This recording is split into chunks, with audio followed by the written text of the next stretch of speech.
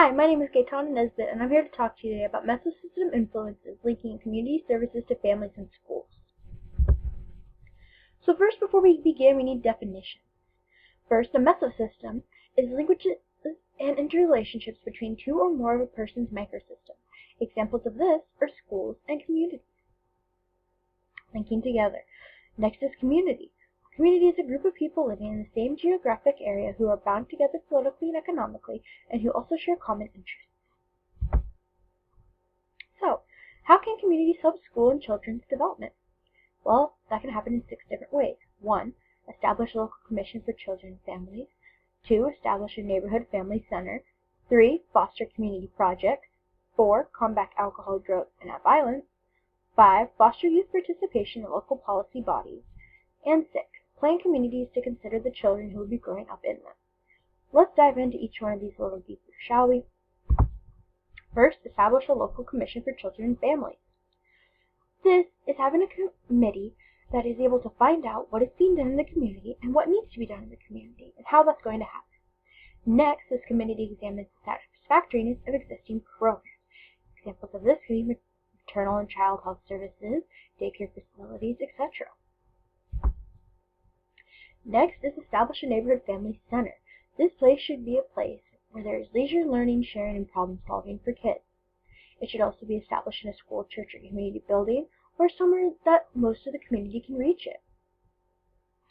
It also needs to be a center where information can be received for people who need certain things, like social services, child care, legal aid, etc. Next is foster community projects. This is very simple and it's just like it says. Community members who foster projects are able to learn how to work together and appreciate each other's talents and skills.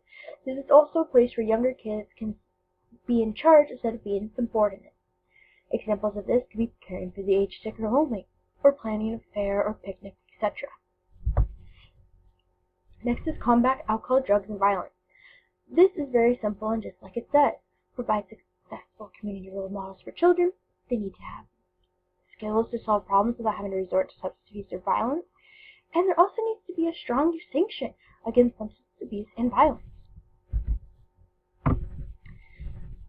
Next is foster youth participation in local policy bodies. This is very easy. This means having children or older adults be voting members and or speakers. Examples where this can be taking place is a school board, health boards, welfare commissions, or recreation commissions, etc. Lastly, plan communities to consider the children who will be growing up in them. This one is just like it states as well. Things to keep in mind would be location of shops and businesses, or supplying a family neighborhood center for the community to go and indulge in, or maybe just places to sit, talk, and walk so the community can be together as a whole and feel like they are all for one and one for all. Now, let's take these 6 ways a community can help a child's development and apply them to the observations I did. Now, before diving into that, you need to know my observation details of where I observed. So, I observed in a kindergarten class. The kindergarten class is an all-day kindergarten class at a school that is a Title I school and an on-watch school. On-watch meaning the school district watches the school more harshly and actually is going to go over every score this school has to make sure that the teachers are teaching what the students need to be taught and are making sure the students learned it. This is because the school scored very poorly last year and most of its students did not pass what they needed to pass to move on to the next grade. The teacher I observed was a veteran teacher. The location of the school was in Meridian, Idaho, and very important to know, the economic standing of this school is low income, meaning most kids show up to the first day of school with nothing, not even a pencil in hand, just their body with clothes on, and the clothes are normally very raggedy, dirty, and have holes. Now, with all this gloom, I wanted to make sure that you realize that at this school, the student happiness and love for the school is very high. You'll learn about that more as I continue on with my presentation. Now, during this part of my observation hours, I will be focusing on the school observations as well as the actual classroom observations. First, we're going to go over establish a local commission for children and families. The school I observed does this by having a community school association. The community school association overlooks the community school. The community school, for those of you who do not know, is a place where families can get food, products, clothing, etc. all for free. It's amazing. Most of the supplies is donated by teachers or any participating store, place, or even just a random person on the street. The association for this community school is in charge of the community school. The association consists of parents, teachers, community members, and students. And it's really cool to watch how excited the students get, especially some of the little kindergartners I had, that they got to go with the adults and ask a store, would you mind donating to our community school to help out the students and families in need at our school? They loved it, and it was amazing to watch. Also, the school has a PTO. This PTO, though, runs a little differently than most schools. This PTO has a subcommittee, and the subcommittee is in charge of programs at the school and making sure they get the money and what they need to make sure the students are happy and can learn. Some examples of things that this subcommittee looks over would be the community school and the Boys and Girls Club that's actually at the school. Continuing with that, establish a neighborhood family center. Bingo! There is an actual Boys and Girls Club located inside the school I observed. I actually went outside of the observation hours and went and watched what this Boys and Girls Club does and was blown away. They made sure this was a place for leisure, learning, sharing, and problem solving. They actually applied what the school was teaching them into the Boys and Girls Club. We'll get further on with that when I talk about the toolbox later on. Continuing on though, this Boys and Girls Club makes sure students get their homework done with the help of volunteer teachers before they can go play and have fun, as a safe environment where students can flourish. This place also has all information you would need for any other services the families would need. Next is combat alcohol, drugs, and violence. So first, as we learned earlier, there needs to be a positive role model. That, of course, is the teachers and staff, without a doubt. Next, they need some kind of way to handle the aggression and everything that comes with everyday life, and that is the toolbox method, like I said earlier. The toolbox method is amazing. I actually got to watch the kindergarten class I observed learn this from the counselor. It is something that I learned from kindergarten all the way up to 5th grade, and each year they learn a different way to handle the stresses and anger and everything, so they don't have to turn to drugs or violence, and it's actually helped the school a lot. The toolbox method is really simple. You learn something in kindergarten like, I'm angry. What do? How about you take 10 deep breaths and calm down before you speak?